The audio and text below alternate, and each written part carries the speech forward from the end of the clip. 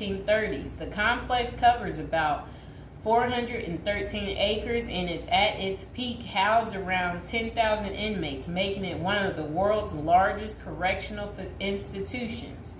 A diverse inmate population is held inside Rikers, and most prisoners are there temporarily awaiting trial, serving short sentences, or awaiting transfers to other facilities. Rikers Island is notorious for its harsh conditions, including violence between inmates and involving guards. Reports of abuse, neglect, and corruption among staff have been frequent. The treatment of inmates with mental health issues has been a particular concern, with critics arguing that the facility is ill-equipped to handle such cases appropriately. Likewise, the treatment of juvenile inmates is a subject of controversy. There have been calls for more appropriate handling in the facilities for young offenders.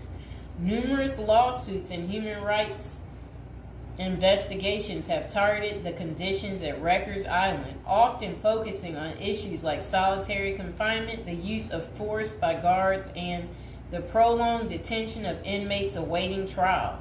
Now would be a good time to like the video, to subscribe.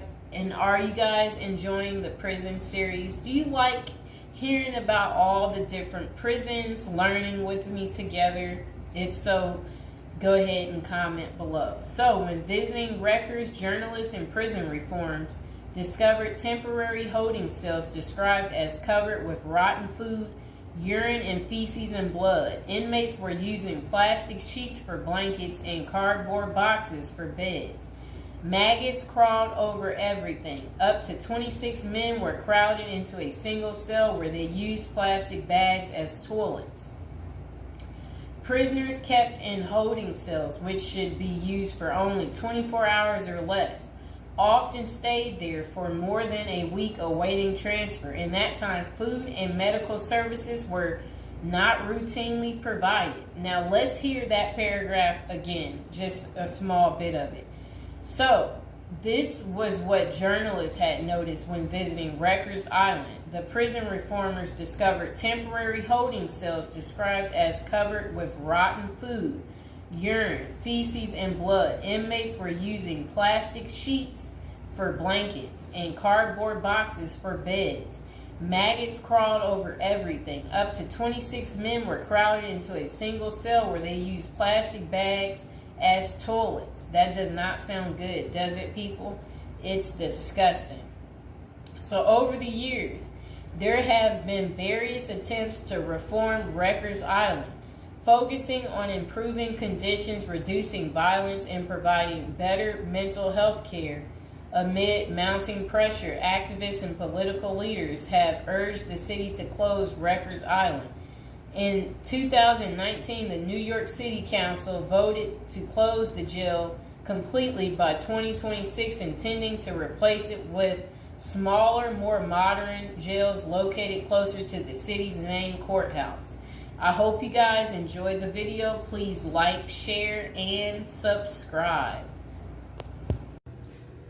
Welcome back to our prison series. Okay, so this is to the assassin out there, the guy that got the healthcare worker. How does a girl get in contact with you? Because you know you got many admirers right now because of how handsome you are. And so this is the guy. I'm getting off track. Welcome back to prison episode number 35. Again, we're talking about a criminal today, a sexy criminal. Okay, do you see this guy right here? All right, I would much rather be going out on a date with him than this guy right here, okay? Yes, that guy right there, he's not as handsome. The guy that assassinated him is so much more handsome. And it would be like if someone is like, if he's asking you, if you happen to bump into the guy that assassinated, you know, the CEO on the street, and he asks you out on a date, or he's like, hey, could I hide at your place? You know what? He's so handsome that you would just be like, Okay, you know. So what do we really like about this guy? Look, he's young too. He's young. This guy, he's old and he's deceased. Okay, one's alive. That's what we like about that guy, and one's not. Okay, and you know, the deceased stink, if we can be real about this situation. Yes, so one is handsome and one is not handsome. Do we need to waste any time there on why you would like to hang out with the guy that, you know, I'm just saying, you know, I'm pretty normal. I know some of you might be afraid to talk about how attractive the guy is that they're in search of. But, you know, if they capture him, what we have to say is this. At least we will be able to write him letters and, you know, we'll be able to keep track of him. But you have to remember, you know, he's single right now. We know that much because, you know, if he was married, then I can only imagine, you know, his wife would just naturally come forward and be like, that's my husband, you know. So we know he's single. So that's good news for us ladies, okay? You know, but I mean, well, let's not fight over the guy, you know. We hope that they get him, because when they get him, then we'll be able to write him, right? And yeah, we imagine that he has so many admirers. Yeah, so one of these guys is a coward and one is not. You know, that's pretty much all I have to say about that. Now would be a good time to like the video, to subscribe.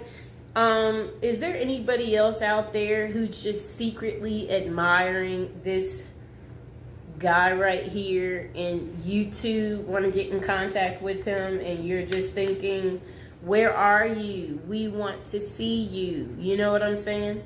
So, or is it just me? Am I tripping? Am I the only one who finds him to be handsome? You know, I mean, if you're out there, dude, and you're watching, you know, a lot of people like you, okay? If you didn't know. So please like, share, and subscribe. Welcome to our prison series. Today we are going to give you an update on P. Diddy and what his Christmas is going to be looking like. This is prison episode number 41. Welcome. If you're new to the channel, don't forget to like the video and don't forget to subscribe. Okay, so Sean Diddy Combs, this will be his first Christmas in jail, and it includes a basketball tournament and a holiday meal. Enough, Mr. Fox. A judge denied Diddy his third attempt at bail following a court hearing, while he awaits a federal XX trafficking trial. Okay, so let's see what else they have to say. So, all right. His holiday meal, that sounds nice. Okay, so the I'll Be Missing You singer is spending his time at the Metropolitan Detention Center in Brooklyn as he awaits his May federal trial for alleged racketeering and XX trafficking. Diddy has been behind bars since September. Combs, he's 55 years old and his fellow inmates have the opportunity to participate in a card game, dominoes, soccer, and a 3-on-3 basketball tournament. A spokesperson for MDC Brooklyn confirmed to Fox News Digital. Okay, so Diddy's Thanksgiving meal options in jail include peanut butter and jelly sandwiches after his bail was denied. Okay, so for the holiday meal on Christmas Day, Diddy's menu will feature baked Cornish hen, macaroni and cheese, cranberry sauce, dinner rolls, and a holiday dessert. Just sounds too good, people. However, the lunch option is subject to change. Aren't we excited for Diddy? He's going to be eating so good, okay? So again, for those of you who do care, if you want to write Diddy, again, he is at the Metropolitan Detention Center in Brooklyn, New York. That is where you would be able to write him if that's what you're interested in doing, and whatever you want to say to Diddy. Again, like the video, subscribe. And this will be his second holiday spent behind bars, as he was in jail for Thanksgiving as well. For breakfast, the menu included fruit, cereal, breakfast pastries, and skim milk. Coffee wasn't listed as an option, though it was available earlier that week. So lunch was served as the Thanksgiving meal for Combs and his fellow inmates, with a turkey roast, mashed potatoes and mixed vegetables, cranberry sauce, turkey gravy, dinner rolls, and butter. Assorted holiday pies were available for dessert, and if an inmate needed a meatless option, they could opt for hot and sour tofu. That was what his Thanksgiving was like. Diddy's getting all the good food, right? Do y'all like what he's getting? Are y'all going to be eating this good? Okay, so dinner was simpler, offering peanut butter and jelly sandwiches, potato chips, whole wheat bread, fruit, and a beverage option. Okay. So Diddy also spent his birthday November 4th at the Metropolitan Detention Center this year. Yeah. And for his meals on his big day, breakfast was the same, while lunch had a pasta option and a salad. That does sound kind of good. And dinner provided either chicken or tofu, fried rice. Why is he eating this good, people? Why is Diddy eating so good? We don't want Diddy eating like this. We want Diddy to have like butter bread, and then butter bread next to butter bread. and burnt up hot dogs. We want him to have burnt up hot dogs. That's what he should get. We want him to get stale potato salad, and then spoiled rice, right? Like stuff like that. For the homeless guy I talked to the other day, he hated spinach, so maybe that's what they need to give him. Give him some spinach. I don't like beans, so feed Diddy beans. So he can be on the toilet all day, right, people? And again, now would be a good time to like the video, subscribe to my channel. Okay, so Combs was charged with racketeering, conspiracy, and trafficking by force, fraud, and corrosion, and transportation to engage in prostitution in an indictment unsealed on September 17th. If found guilty, he may face a minimum of 15 years behind bars or a maximum sentence of life in prison. What do you think it's going to be, you guys? So, Sean Diddy Combs pleaded not guilty in September, and a judge set his trial date for May 5th. So mark the calendars, y'all, for May 5th so you can see what's going on with Diddy. Is he guilty? Is he not guilty?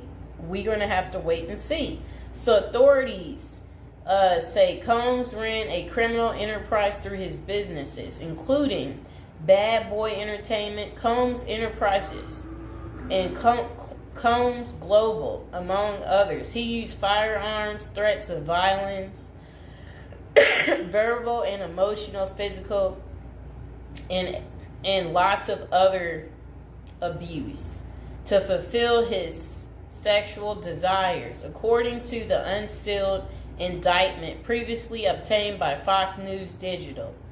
The disgraced music mogul has fought to be released from jail pending trial 3 times, and his most recent attempt, denied, was on November 27th. Diddy had offered up $50 million to wait for his trial from his home on Star Island, but prosecutors insisted that the musician was a threat to witnesses and victims. Okay? So I hope you guys understand why his bail kept being denied. So again, this is Diddy's first Christmas behind bars. How do you think he's taking it? Do you think he's made friends yet in prison? Do you think he's concerned about our friend Jay-Z, or do you think he doesn't care? Or do you think he's going to speak about something, letting us know what's really going on? So, I will see you guys next time. Please like, share, and subscribe. Welcome back to our prison series. We are on episode 40, people. We're getting up there. Okay, so what's Christmas Day like in a high security prison? And this is coming from someone that spent 21 years in prison.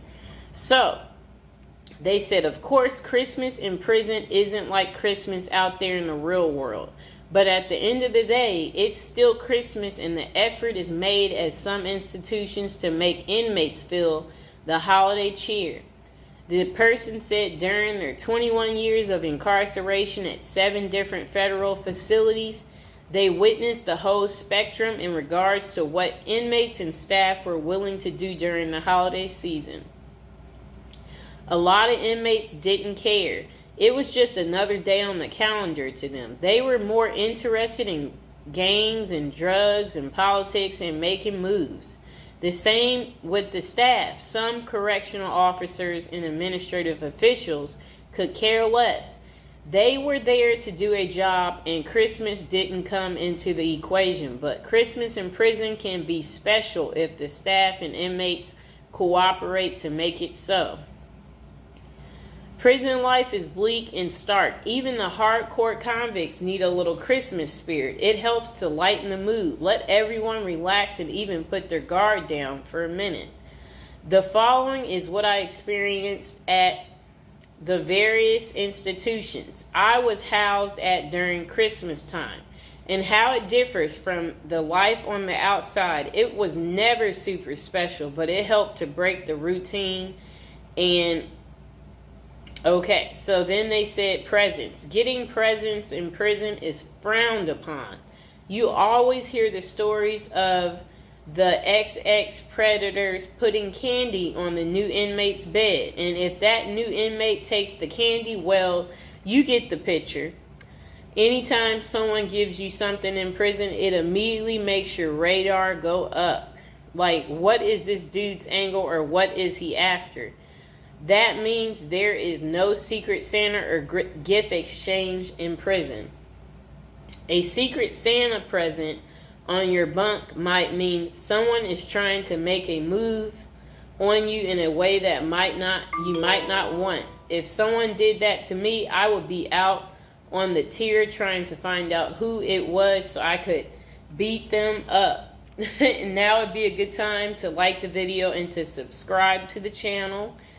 Are any of you out there going to be in prison for Christmas? Or know somebody who's in prison for Christmas? Maybe put some money on their books so they could get some candy. Okay, but saying all that, the staff does give out Christmas bags every year, and that is a big event. It's a big bag of candy with Reese's peanut butter cups, Hershey's chocolate bars, honey buns, grandma's cookies, and much more. Yum. Honey buns, grandma's cookies. Okay, so a nice bag of exclusive items that you don't normally get. As soon as the staff gives out the bags and then unlock the doors, it is a pandemonium on the tiers as the block turns into the New York Stock Exchange. And everyone is bartering their items, trading them off and selling their bags. I've seen prisoners trade cigarettes and drugs for Christmas bags. Everything in prison, even Christmas bags, becomes currency. Wow, people.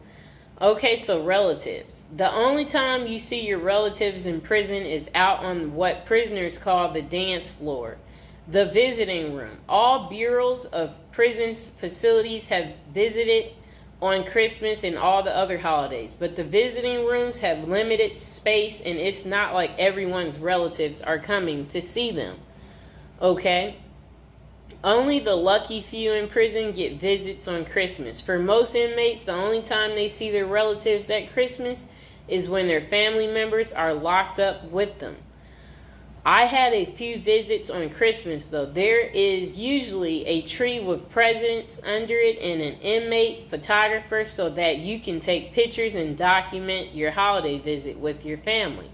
Deep in the neither world of corruption and violence, the only thing is that if you hit the visiting room at Christmas, then you usually miss the holiday meal. But that's normally cool because on the dance floor, you can get all types of exclusive items out of the vending machines that you don't normally have access to. So it's a double bonus. You see your family and eat good, at least by prison standards. So then this person said, prison life is bleak and stark. Even hardcore convicts need a little Christmas spirit. And then the next person said, dinner. The Christmas meal is big. It's one of the only times of the year where the chow hall actually makes an effort to give you a decent meal. There will be corn, stuffing pie, and big Cornish hen. They fill your tray up to capacity and you are allowed your feast. Isn't that good? But the big feasting comes afterwards as the kitchen workers smuggle everything that isn't chained down back to the units. Later that night after Christmas meal, you can get pecan pies, ice cream, and more Cornish hens back on the unit. Isn't that really good? That sounds beautiful. Now would be a good time to like the video and to subscribe. Comment below if you like me doing this prison series and you want to continue to hear more. Okay. So games. In the game rooms, the prisoners go hard on sports. The NBA games dominate the television at Christmas. Prisoners watch games all day, shuffling off to the phones during commercials to call their loved ones and feel some holiday love. Guys will be betting, drinking prison-made wine that we call hooch, eating their smuggled pecan pies and dreaming of the new year and the time they will get out to enjoy a Christmas in the real world. The recreation department also hosts events like bingo card, pool, chess, tournaments, and craft activities. They attempt to go the extra mile for the holiday activities and provide a diversion for inmates missing their family and loved ones during Christmas. Okay, so then they said decorations. Wow. It depends on the counselor and case manager from each unit, and sometimes even the warden for the whole compound. But I've been places where the staff will let you decorate the unit and even encourage you to. At the last prison I was at, FCC Forest City in Arkansas, we put up lights, a cardboard Christmas tree, stockings on a cardboard fireplace, and even a cardboard gingerbread house that inmates made for us. Inmates made paper snowflakes and hung them from the ceilings. Put cutout stars, crosses, and Santa Claus on the walls. It was rather festive unit. My bunkie even made a little cardboard Christmas tree that he put on his locker. He painted it and rigged it up a light. At the top, that looked like a star that shined in our cell brightly. Every night for my last Christmas in prison, it wasn't that bad. And now would be a good time to like the video and to subscribe. That is how Christmas is on prison day. Did you guys like hearing about the story time of what Christmas is like in a high security prison? If so, comment below. And I will see you guys next. Alright, welcome to episode 18. And I hope you guys are enjoying the weekend. It's the start of it. Now, we are back to talking about, our prison subjects. And we are back to the love topic. So, the article we're reading today, it's about love again. And it's titled, Terrible Crimes That Couldn't Stop These Ladies from Loving Men Behind Bars, okay? So some women find love online, while others focus on those who have been in a lineup. So it says, Bloomberg reporter Christy Smith made headlines in December when she revealed she had quit her job and divorced her husband after falling in love. Okay, so I guess she fell in love with a prisoner. Okay, so she insisted that her view was just misunderstood, I guess the prison guy. This came after he had been dubbed the most hated man in America for price gouging a drug for people with HIV.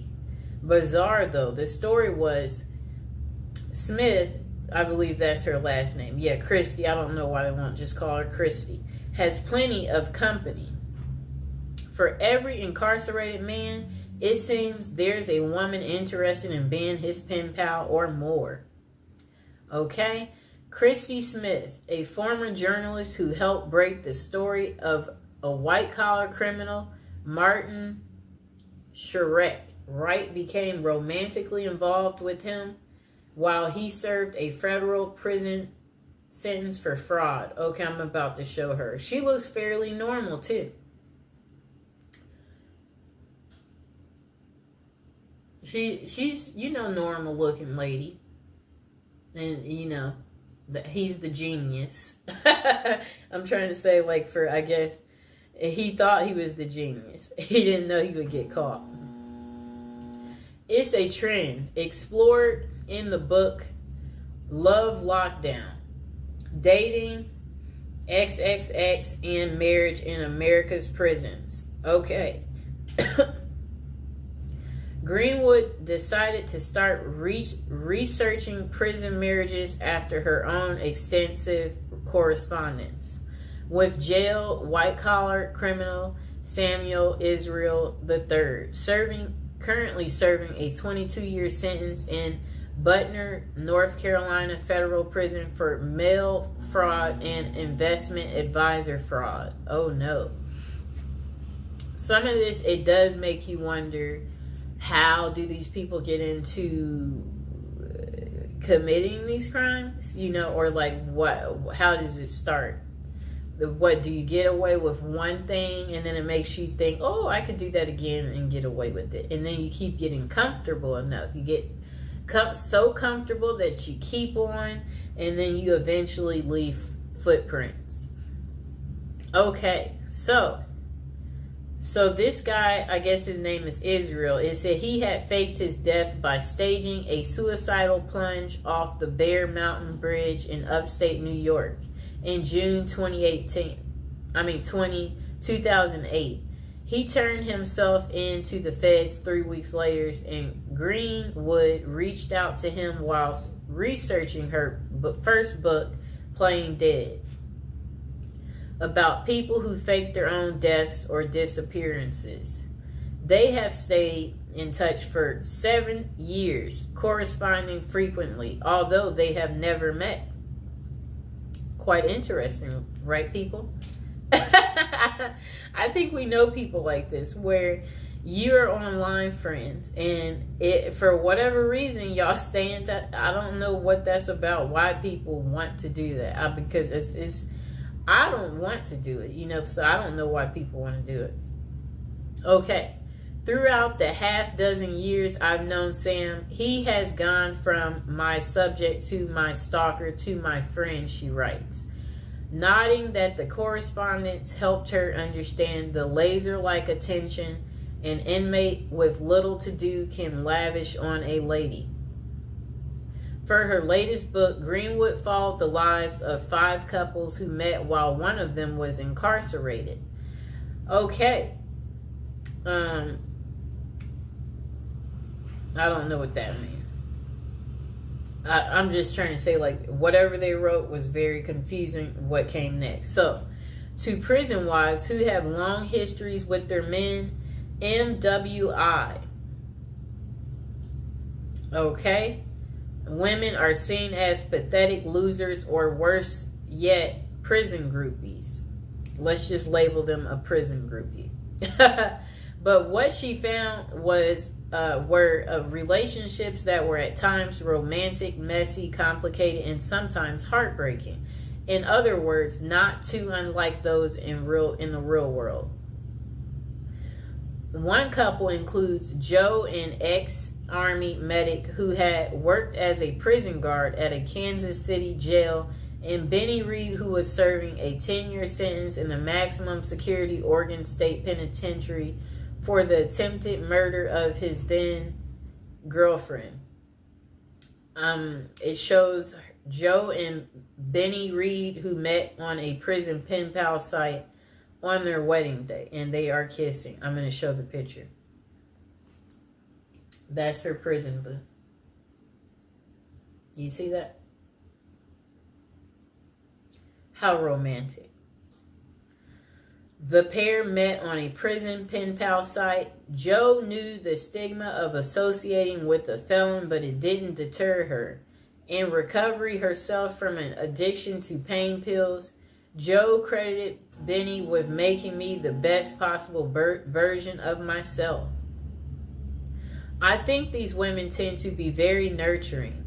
They have a sense of wanting to be cared for, wanting to be caring for someone else, and men in prison, for obvious reasons, are quite needy. The pair even got married at the prison. He saved up from his $1.81 an hour prison call center job to buy her a ring off Etsy. How sweet. But the relationship ended abruptly when Benny found other companions online. Are you kidding me? He still left her while in prison. That's crazy. It says, yeah, that's crazy. Oh my gosh. Wow.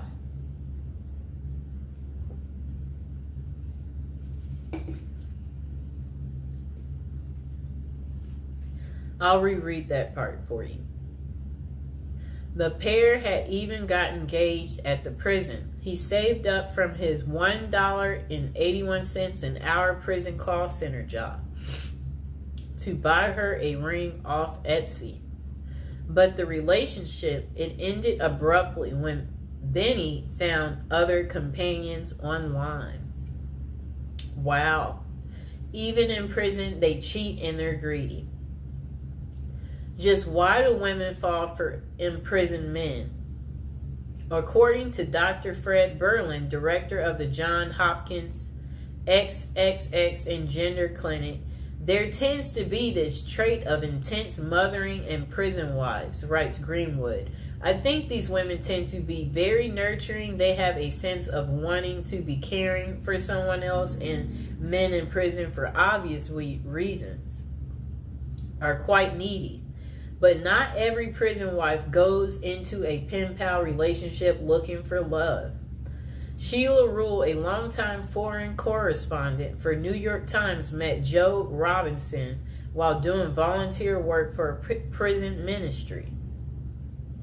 She was corresponding with more than a dozen inmates when a compelling letter came from Robinson, an East New York native serving 25 years for murder.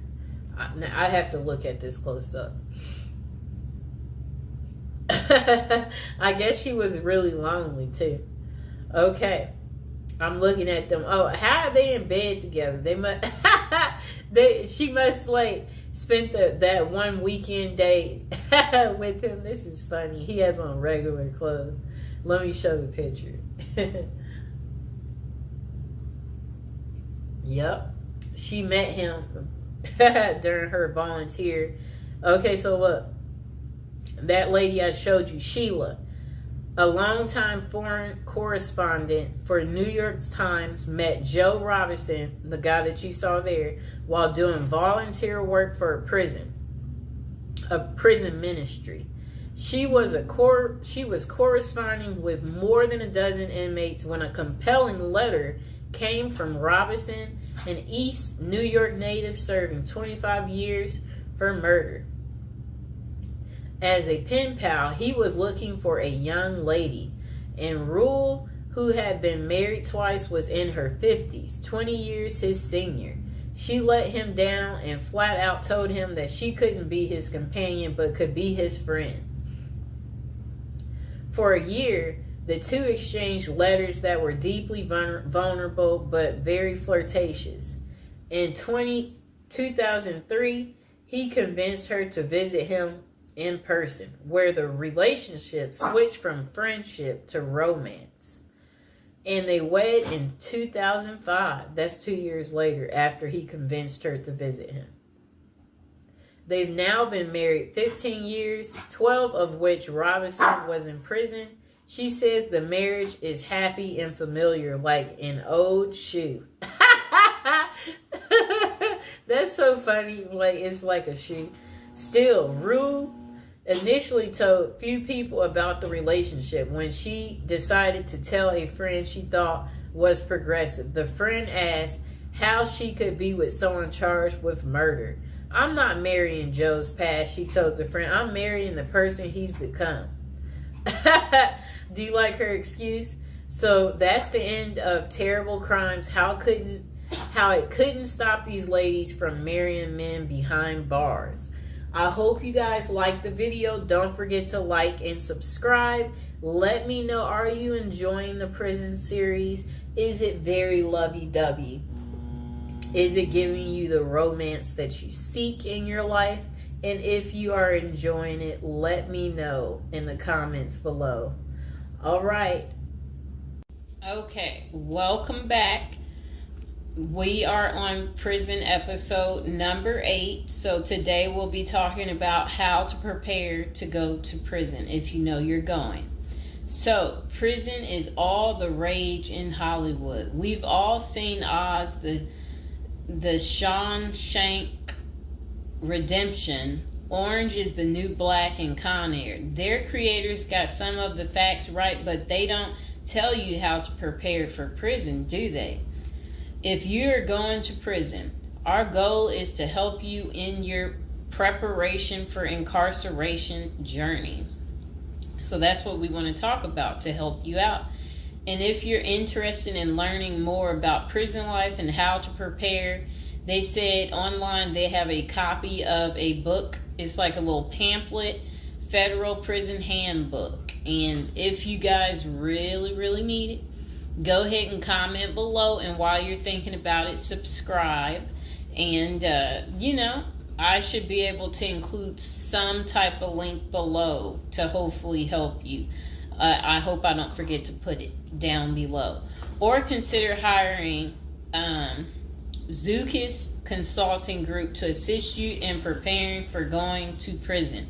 Whether you will serve 6 months or 6 years, the tips discussed below will help you prepare for your time in prison. You can also book a free initial consultation to speak with a prison preparation coach today. For those with little experience with the criminal justice system, the notion of time behind bars can feel overwhelming.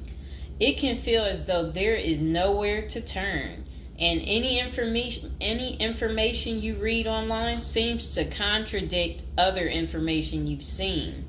We've included useful basic information below on preparing for prison to cut through all the misinformation. So they had created, it looks like a table of contents. So I'll read the table of contents. How to prepare for prison. Going to prison. Steps to successfully prepare for prison. Learn about federal prison. Federal prison facilities. Minimum security prisons. Federal prison camps. Low security prisons. Medium security prisons. High security prisons. United States Penitentiary. USPS. Administrative security prison. Research your Pacific prison. Arrival and personal property. Money in prison. Communication in prison. Get in good physical shape. Get your affairs in order. Preparing your family for incarceration. Appointing a power of attorney. Designating your point of contact. Resolving your medical and dental issues. Creating a list of contact details. Authoritative information about going to prison. Life in federal prison. Stay out of prison politics. Keep yourself busy. Wow. Find purpose. Stay clean. Avoid discussing your charges. Learn the rules. Be polite and respectful. Have a good attitude. Don't struggle with how to prepare for going to prison.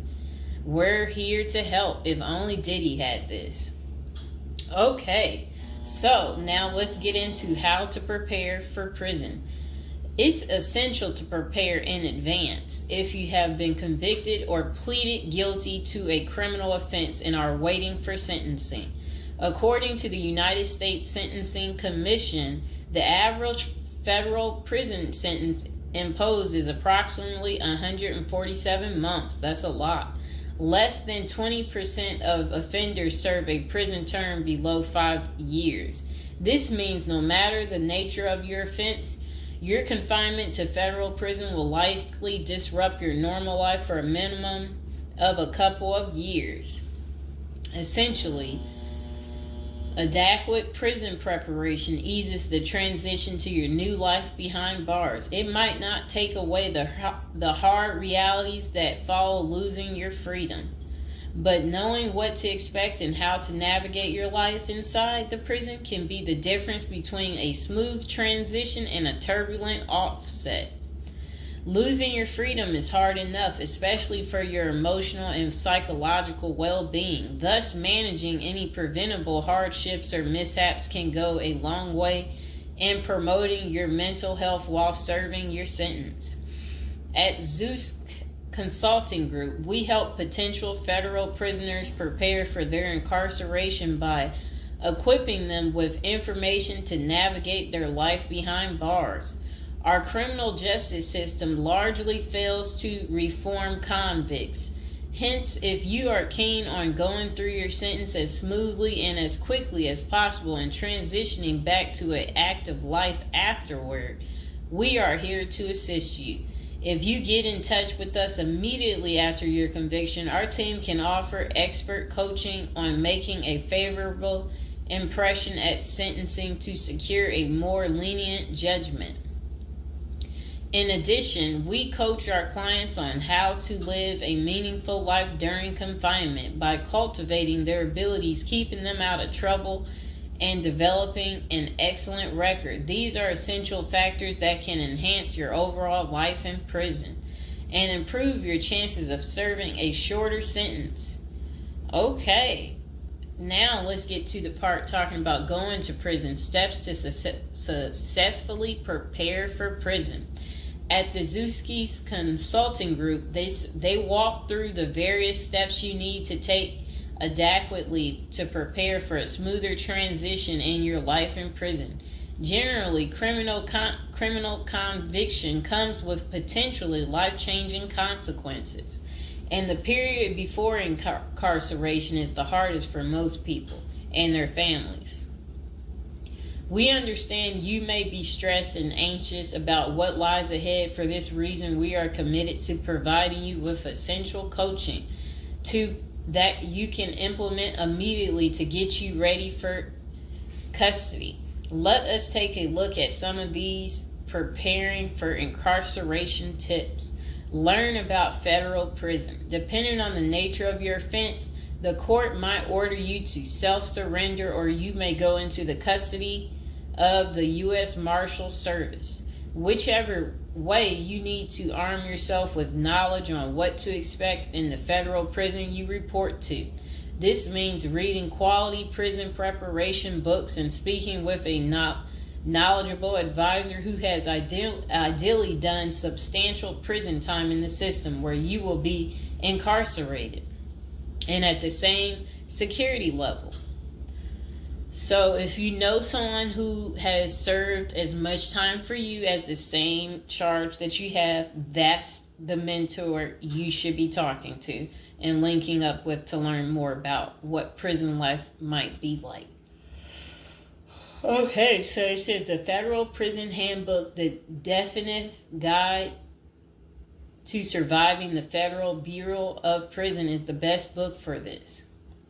We tell it like it is and do not offer false promises to scare you into opening up your checkbooks. Take this step seriously. You must build an informational foundation to make good decisions in prison. Federal prison facilities. There are over 100 federal prisons across the nation, and they operate at 5 different security levels: minimum, low, medium, high, and administrative. The security levels are determined by features such as security barriers, presence of external patrols, detection devices, guard towers, type of inmate housing, cell or dormitory, staff to inmate ratio, internal security measures. Below is a rundown of the features of each of the security levels. Okay, so it says minimum security prisons, federal prison camps, dormitory housing, low staff to inmate ratio, limited or no perimeter fencing, work and program oriented, prisoners with less than 10 years remaining plus minimum violence history. Okay, so that was for minimum security prisons, which is federal prison camps. Okay, so low security prisons mostly is dormitory or cubicle housing, higher staff to inmate ratio compared to minimum security prisons, double fenced perimeter, strong work and program offerings. Prisoners with less than 20 years is what low security consists of. Medium security prisons, mostly cell type housing, higher staff to inmate ratio compared to low security facilities, strengthened perimeters, wide variety of work programs, greater internal controls, all types of prisoners but with less than 30 years remaining on their sentencing. So the minimum is for, again, people who didn't commit the worst of the worst. And then low security, same thing, less than 20 years. Well, they're not the same thing, but and then medium means like you're going to be there a while, but you'll be there less than 30 years. Okay. High security. Oh, okay. Is United States Penitentiary, USPS, single and multiple occupant cell housing. Highest staff to inmate ratio, highly secure perimeters, close control of inmate movement, all types of prisoners, but sex offenders and informants are highly likely to be victimized. Administrative security prisons. Administrative security federal prisons have special missions. For example, pretrial offender detention, treatment of seriously or chronically ill offenders, confinement of escape-prone, violent, or extremely dangerous inmates. So that's administrative security prisons. So, all right. Okay, so administrative facilities include federal medical centers, federal detention centers, the federal transfer centers, and others. Please see our Administrative Security Federal Prisons page for more information about these institutions. Operations and privileges such as leisure time vary widely at each security level. At the Zuskis Consulting Group, we can help you understand the implications of being held in any prison, regardless of the security level. But generally, through the Federal Bureau of Prisons, BOP, ultimately decides where to confine you. Your attorney may request your designation to a facility that best fits your needs. Okay, just a moment.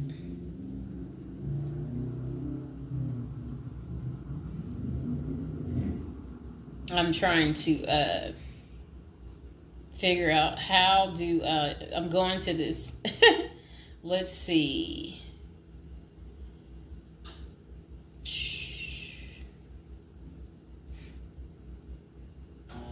Know why I keep getting these numbers calling.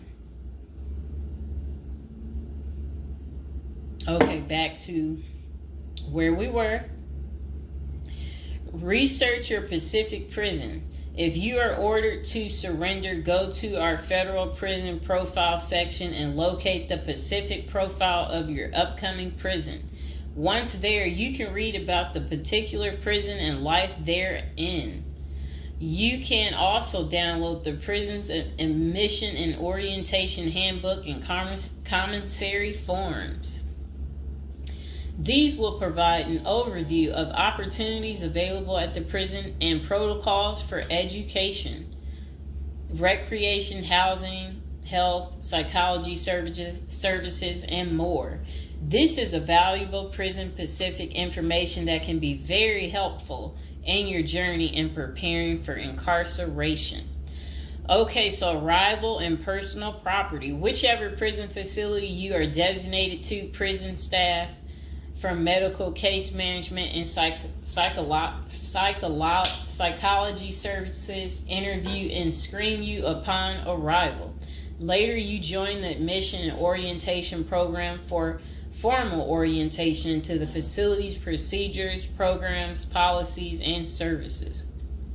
Moreover, BOP restricts the personal property you can take when entering the prison or retain during your stay. Criminal defendants who self-surrender to their institution may keep the following items: plain wedding band, plain earrings for females, legal documents, orthopedic or medical devices, approved religious items, prescription glasses. While you surrender in your civilian clothes, you will be given an option to throw the clothing away, donate it, or mail it home. The prison issues you clothing, bedding, and hygiene items upon arrival. In addition, you may purchase items such as shoes, recreational clothing, food items, personal care items, and others from the prison's commissary. Sounds like the military.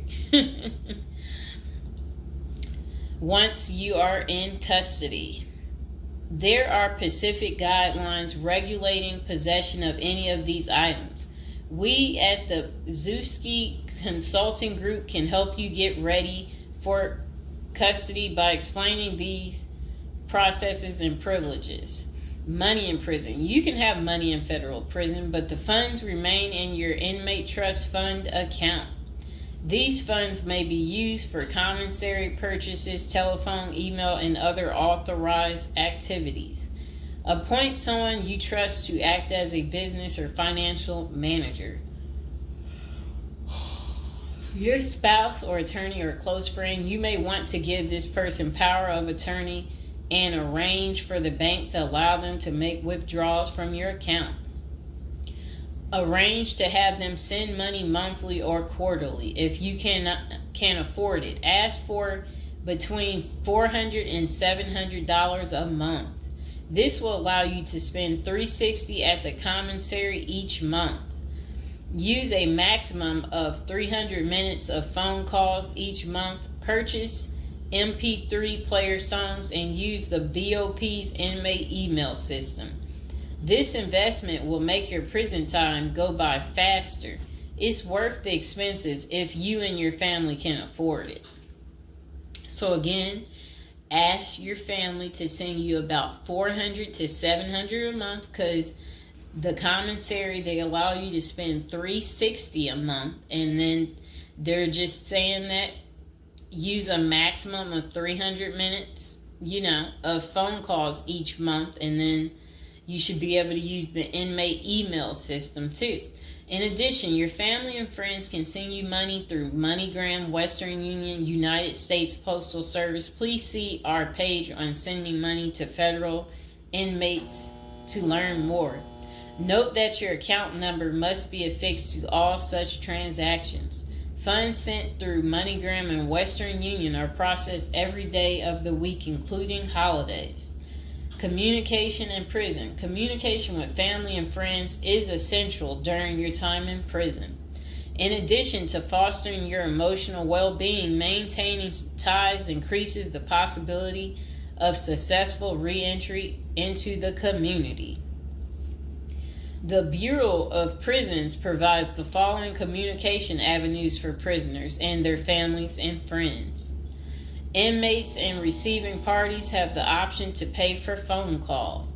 The scaled-down email service allows federal inmates to email with approved contacts, but the inmate must pay for any time spent drafting or reading emails.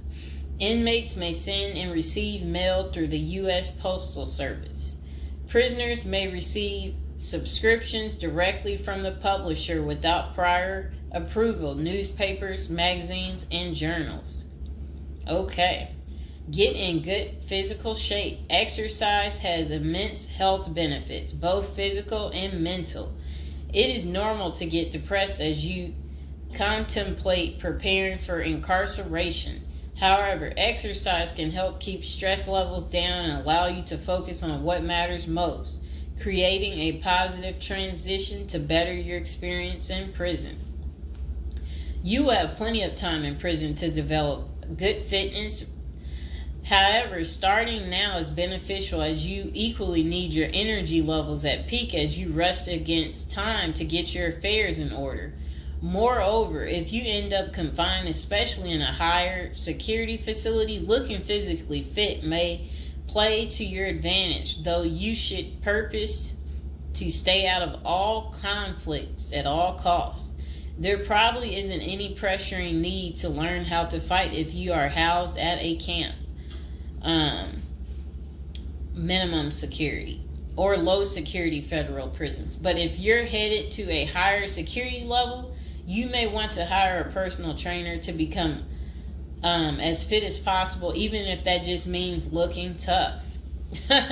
So if you're at a higher security level, you might encounter more threats. That's what they want you to know. While we don't advocate employing violence, conflict avoidance is almost always the best answer in prison. It's not the worst idea to consider taking self-defense classes to learn how to protect yourself.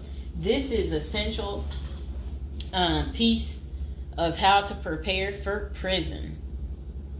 Violence in prison is genuine concern, and people do get hurt. A fight is never a good idea, but you need to prepare in the event of everything going wrong and escalating into conflict. Get your affairs in order. Going to prison is the last thought on anyone's mind. Even when your case goes to trial, you always hope there's a chance of fighting the allegations and winning the case or earning a lenient sentence. That does not involve imprisonment. It is understandable if you are still in denial and hoping the case might turn out favorably.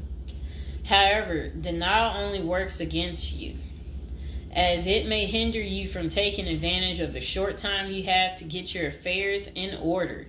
Before losing your freedom, even if there is a slight chance of getting a lenient sentence, preparing for prison is essential if things don't go as expected. Some of the matters you need to take care of include preparing your family for incarceration. Your family will be devastated by the idea of you being locked up and the potential dangers it might subject you to. It may take a while before they come to terms with the likelihood of living without you. However, you need to sit down with them and discuss life without you. If you are the primary provider, you may need to organize how bills will be paid in your absence. This may even mean working at downsizing the family's lifestyle if there are not enough funds to maintain the same lifestyle. If you live alone, you need to make arrangements for your property so that debts do not accrue in your absence. If you have young children, they may not understand the long-term implications of your absence at the moment, but it will soon affect them, so you need to plan the best way to help them cope. Consulting a psychologist is vital, as they can suggest ways to help both you and your family cope in the short and long term. Lastly, it would be best to inform your family that they can reach you either through email or written correspondence. They should also expect you to call them regularly or through video visits whenever possible. While preparing for incarceration is critical, maintaining family contact while you are away is equally as important. Okay, next is about appointing a power of attorney. Generally, a power of attorney grants another person the ability to control your affairs in your absence. This could be your spouse, parent, child, sibling, or trusted friend. If you appoint someone other than your spouse, you could grant the power to two people who should consult each other before making any decisions about your affairs. This may eliminate conflict and guarantee extra safeguards against misuse of the powers. As you do this, ensure you draft a financial plan on how the finances should be utilized while you are in prison. You may also want to create a rough budget of your financial needs in prison and coordinate how the money will be channeled to your commissary account. Designating your point of contact. Before surrendering to prison, ensure you identify a primary point of contact. This could be a family member or a close friend. We can work with this primary point of contact as questions or issues arise. Additionally, this person will be able to better advise your family and friends of your status, location, and information. Please note that prison staff seldomly release information to family members. For example, if your family calls your unit team seeking information about your status or healthcare matters, they will not release information. With this being said, we have our clients sign a release information authorization, thereby enabling prison staff to disclose information to our team members. Next says resolving your medical and dental issues. Medical and dental services are available in federal prisons. However, they may not match the standards of your current providers. Care is often substandard, slow, and usually not forthcoming. This is a crucial element in preparing for prison. You will do yourself a big favor by dealing with this now and not waiting until you are in prison. If you have pre-existing medical and dental issues, get an evaluation from your doctor before surrendering. Likewise, it can be a very good idea to update your glass prescriptions and resolve any dental matters before surrendering. It can also be helpful to obtain complete copy of your medical records from your doctor. If you take any prescription medications, ask your doctor to draft a letter explaining what the medications are, and what underlying conditions they treat.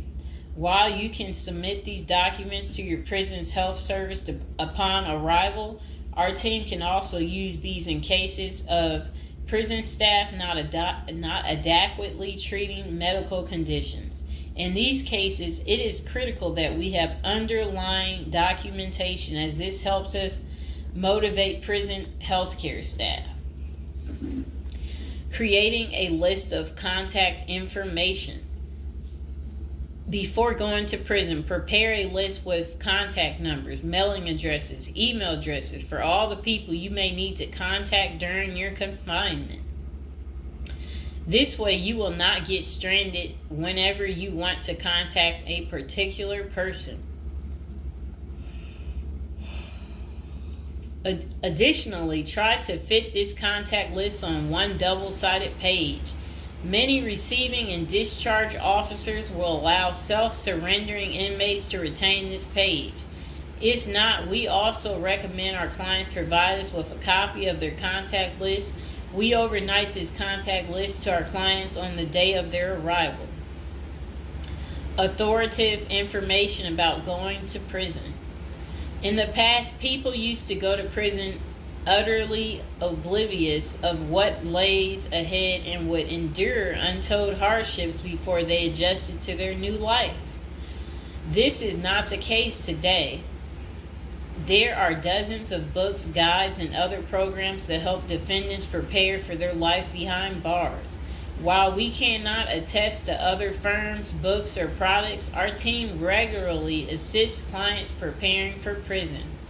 Here are a few of our book offerings: Prison Education Guide, Federal Prison Handbook, Directory of Federal Prisons. While waiting for your sentencing or self-surrender date, ensure you gather as much information as possible to enlighten yourself.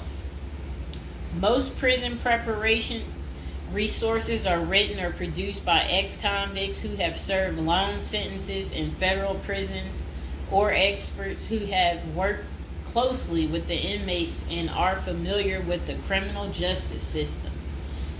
Researching widely and reading available credit resources can be an eye-opener, enabling you to adjust to your new life quicker.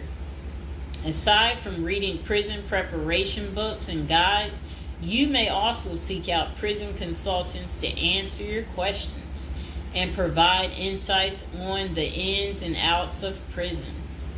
For instance, at Zeus Consulting Group, we help criminal defendants develop strategies to prepare for prison and successfully reintegrate into society. Our objective is to help you develop an informational foundation to make good decisions once in custody. Life in federal prison. Before commencing your federal prison sentence, you need to know how to prepare for federal prison with a survival guide and tricks. Assuming you have gathered as much information as possible about what your life in prison will be like, here are some tips to enhance your experience. Stay out of prison politics. You do not have the liberty to choose your neighbors in prison. You meet people from different backgrounds, some possessing extreme opposite personalities, ideologies, and outlooks on life. Despite the sharp differences, you may have to share the same facility for years. In ideal circumstances, people should embrace diversity, but not so in prison. Conflict of interest and prison politics are the order of the day. However, it helps by maintaining a low profile throughout your stay. Otherwise, if you indulge in politics and things turn ugly, it may compromise your chances of coming out unscathed. Keep yourself busy. Federal prisons require medically able inmates to work. As soon as you arrive, ensure you find a job that you will enjoy, since it often means working long hours in the kitchen. Some examples of the positions you may want to consider include plumber, inmate orderly, food service, warehouse, groundskeeper, painters. While some of these prison jobs require long hours, others are no-show jobs where you sign your name on a sheet and leave. While federal prisoners are paid for their work, wages tend to be meager. For example, federal prisoners typically earn 12 cents and 40 cents per hour. These funds are deposited into your commissary account, which you use to buy personal items. I'll repeat that again. Oh, sit down, Mr. Fox. Sit down. Sit down, baby. Prisoners typically earn 12 cents and 14 cents per hour. Okay. Okay, that's crazy. So when in prison, find purpose. A period of incarceration equals a lot of available time on your hands, which can be positive or negative. It's your choice. Many positive activities in prison can help you find purpose in life, even help you improve your circumstances upon arriving. College correspondence courses, writing, exercising, and teaching in the prisoner's education department are just some examples of many activities you can become involved in, which will give you purpose. This purpose will help carry you through your sentencing. Okay. Pursuing a purpose during your time in prison can make your stay more meaningful and manageable. For example, you can learn a new trade, write a book, discover philosophy, find spirituality, or purchase other professions. Likewise, we help many of our clients further their education behind bars. Whether you are interested in college or career-based studies, our team can help. Okay. In addition to keeping yourself busy and avoiding falling into a depressive state, finding purpose behind bars may equip you with relevant skills for successful re-entry into the community upon your release. This is critical. If you work, you are prepared for a period of incarceration.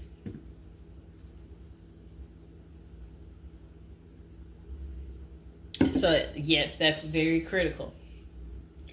Thinking through potential activities is a critical step in figuring out how to prepare yourself for jail. How you find purpose is up to you. One of our clients, a doctor before his incarceration, spent his time helping those who need physical therapy. Find something that works for you. It is a good idea to put a plan in place so you can focus on the day of release from the time you enter. Avoid discussing your charges. When first entering prison, many inmates receive the prison 411. Other inmates want to know who you are, your criminal charges, your sentencing, and other relevant information. Whether someone tries to bully this information out of you or a friend in prison asks, do not fall into the temptation to disclose your case details. Many things can go wrong if you do so. For instance, a fellow prisoner could make a deal to serve less time in exchange for the information, especially if the details are incriminating. Also, the nature of your crime might cause you to be victimized, especially for sexual-related charges. Please contact us at the Zeus Consulting Group if you are concerned about these types of disclosures. We help clients charged with all manner of criminal offenses develop a strategy for addressing these sensitive matters. This is especially important for clients charged with sexual offenses or who have testified against others for a sentence reduction. Stay clean. However tempting the ideal of using drugs in prison may be, you should steer clear of them. This is a key area for in-prison conflict among fellow inmates. Likewise, inmates caught drinking alcohol or using drugs are often severely sanctioned. While this can be an appealing avoidance avenue, especially when struggling with depression, this is not the answer. Our team can help you develop better coping mechanisms. No matter how deep you descend, keep in mind that drugs are not the solution. If anything, they are likely to aggravate your mental condition. Always remember there are far better coping methods such as remaining physically active, finding purpose, keeping in touch with family and friends, if possible, and seeking professional counseling. Moreover, no matter how smart you are in concealing drugs, it is only a matter of time before the guards catch you. And when that happens, it may spoil your efforts of maintaining a clean record and dash any hopes you may have for an early release. Getting addicted also raises the chances of being indebted in other prisoners, bringing you into deep trouble and potentially making your life in prison intolerable. Learn the rules. Ignorance is no defense for prison rules, for prison rule violations. Even if you did not know they existed, breaking rules in prison can get you into serious trouble. Educate yourself as much as you can about the prison system, and particularly your upcoming prison facility. If possible, obtain a copy of the official rule book and read it thoroughly. And note, the team at the Zeus Consulting Group regularly defends clients in prison disciplinary hearings. Our team can research the underlying incident. Draft a statement for you to issue to the disciplinary and manage all internal appeals challenging a conviction. Then it says, be polite and respectful. Prison staff is often overworked and inmates tend to be depressed or otherwise dealing with personal issues. Since serving time in prison is often unpleasant, practicing active conflict resolution techniques is important. Tempers are likely to flare quickly, and you do not want to step on anyone's toes. As a general rule, being polite and respectful is the best way to survive in prison, while reducing headaches and other interpersonal conflicts. Even when a staff member is unreasonably demanding, avoid engaging in actions that might make them feel challenged. Being polite and respectful can go a long way to making your time more manageable. Next thing is to have the right attitude. The moment you enter prison, your life takes a turn. You might lose friends, family outside of prison. Even those you did not expect to abandon you may just do that.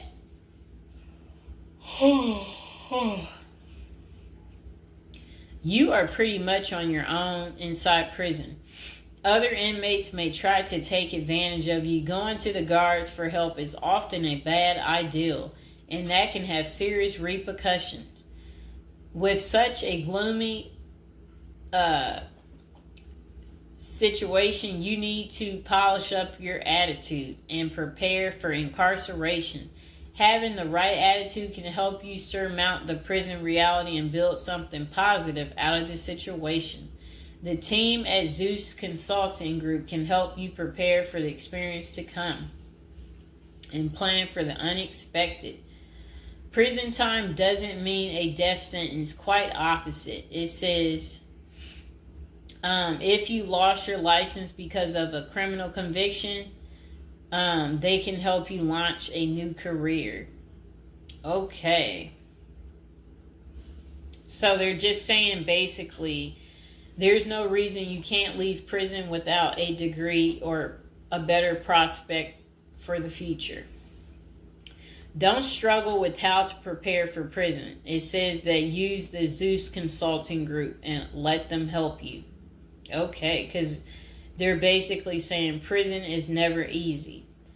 They said they know what awaits you in prison and the tactics you can employ to have a smoother life behind bars.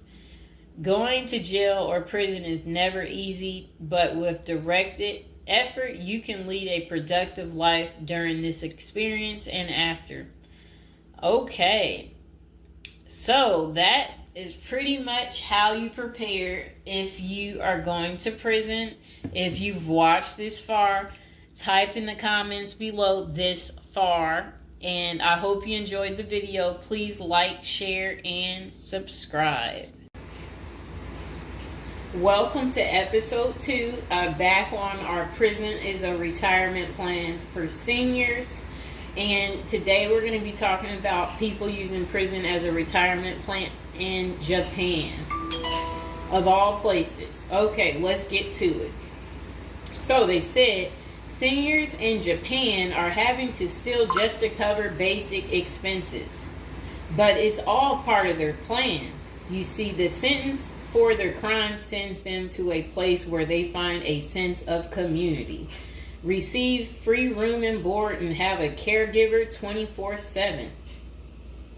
It's good to watch other countries who are older or more in depth to see what will happen to us. Well, 27.3% of Japan's citizens are 65 or older, practically twice that in the U.S. And these seniors are breaking into prison just to survive. Will Americans retirees be forced to do the same? Not if they start planning now with a financial professional. Here's a look at Japan's rampant retiree crime spree. So they said an article in Straits Times is titled "Rising in Old Jailbirds Turn Japan Prisons into Retirement Villages."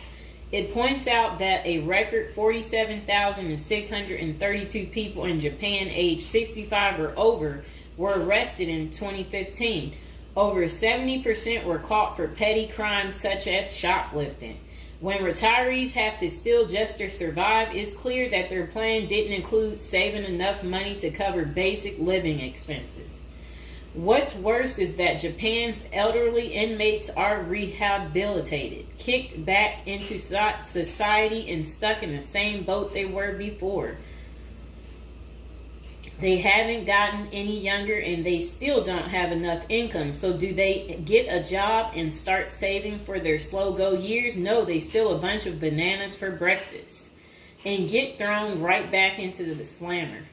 About 70% of all current inmates aged 65 or older are repeat offenders.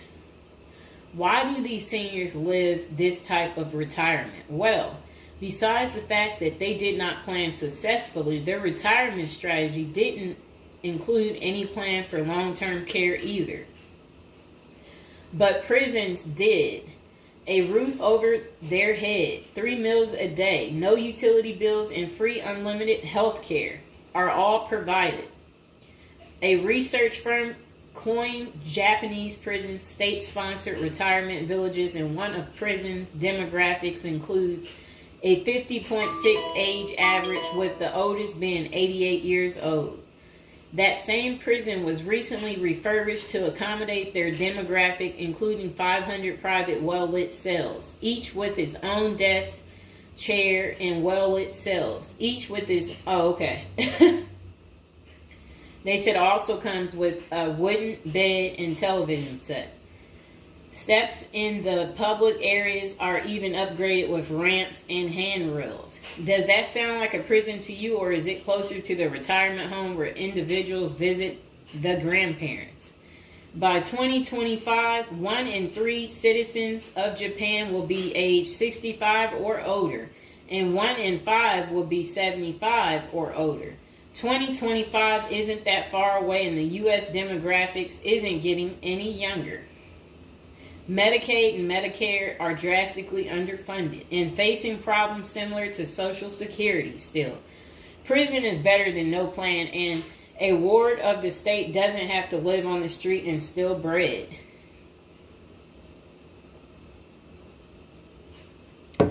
Okay, so that was pretty much the end of that.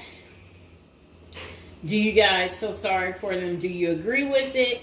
Is this still your plan, your retirement plan, since you didn't plan? Or is it your backup plan? Is your plan A, plan B, plan C? Well, we will do another video about this coming up.